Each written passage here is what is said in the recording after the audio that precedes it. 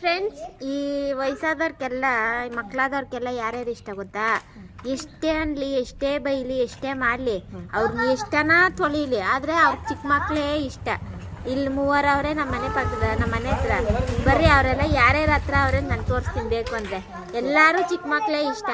ದೊಡ್ಡ ಮಕ್ಕಳು ಬಾಯಿಗೆ ನುಗ್ಗಿ ಏನು ಹೇಳೋದು ಗಾದೆ ಅದು ಏನೋ ಒಂದು ಹೇಳ್ತಾರೆ, ಕೆಳಗೆ ನುಗ್ಗಿ ಮೇಲೆ ಬಂದ್ರೇನೋ ಅವ್ರಕ ದೊಡ್ಡವ್ರು ಬಂದು ಕಸರೇನೆ. ಚಿಕ್ಕವ್ರು ಏನು ಮಾಡಿಲ್ಲ ಅಂದ್ರೇನೋ ಅವ್ರು ತೊಳ್ದು ಅವ್ರಿಗೆ ಇದ್ರೆ ಕೂಡ ಅವ್ರು ಚಿಕ್ಕವರೇ ಅವ್ರಿಗೆ ಇಷ್ಟ. ಇವಾಗ ಬರ್ರಿ ತೋರಿಸ್ತೀನಿ. ನಾನು ಸಾಕ್ಷಿ ಇಲ್ದಿರ ಏನು ಮಾತಾಡಲ್ಲ, ಇವಾಗ ಸಾಕ್ಷಿ ಮುಡ್ಕೊಂಡೇ ತೋರಿಸೋದೆಲ್ಲ. ಬರ್ರಿ. ಏನಂದ್ರೆ ದೊಡ್ಡ ಮಕ್ಳು ಬಂದು ಕಸರೆ, ಚಿಕ್ಕ ಮಕ್ಳು ಮಾತ್ರ ಸ್ವೀಟಾಗಿರ್ತದೆ ಇವಕ್ಕೆಲ್ಲ.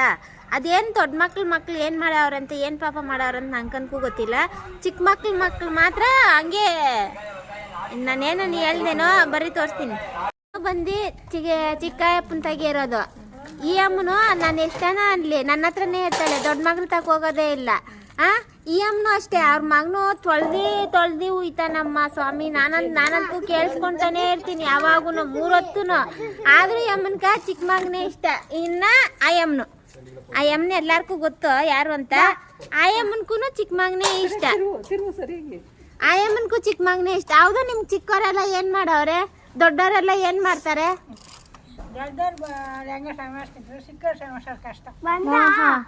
ಹಂಗಂತ ಎಲ್ಲ ಚಿಕ್ಕವ್ರಿಗೆ ದೊಡ್ಡವ್ರಿಗೆಲ್ಲ ಮೋಸ ಮಾಡೋದೇ ಈ ಎತ್ತು ತಂದೆ ತಾಯಿಗಳು. 2 ಕಣ್ಣು ಕಣ್ತರ ನೋಡಲ್ಲ, ಒಂದ್ ಕಣ್ಣಿಗೆ ಸುಣ್ಣ, ಒಂದ್ ಕಣ್ಣಿಗೆ ಬೆಣ್ಣೆ, ಹಿಂಗೆ ಮಾಡೋದು ಇವರು.